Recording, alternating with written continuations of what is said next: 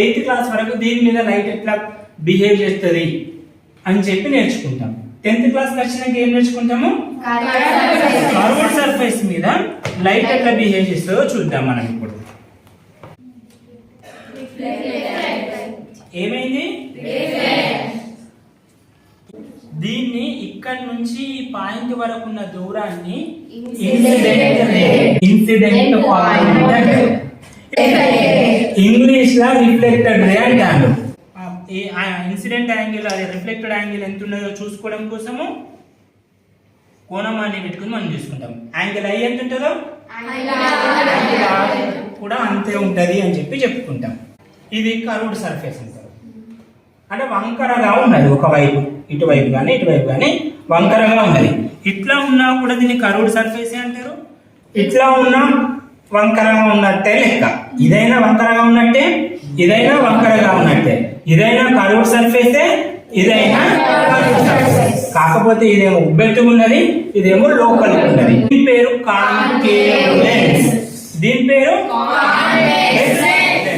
So ఇప్పుడు ఒక light ray వచ్చి దీని మీద పడ్డది అనుకో, ఏం జరుగుతుందో చూద్దాం. ఇప్పుడు మామూలుగా ఒక్కటి తీసుకున్నాను నేను. ఒక్కటి కాకుండా ఒక ఎన్ని ఉన్నాయి? 5 రేస్ ఉన్నాయి కదా. ఈ 5 రేస్ కు మధ్యన నేను ఈ లెన్స్ ని పెట్టేస్తున్నా. వచ్చిందా? అవన్నీ ఏమైనాయి? ఇంటర్సెక్ట్ అయినాయి కదా.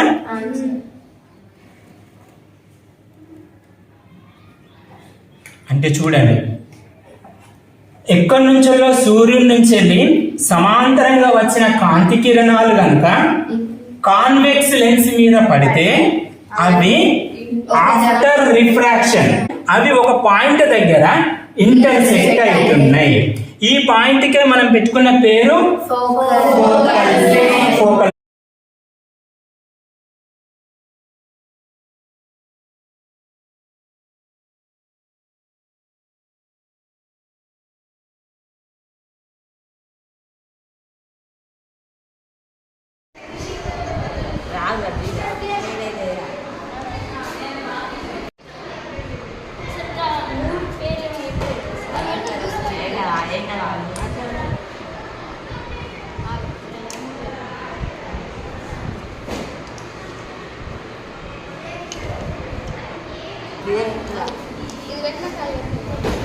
Dia agak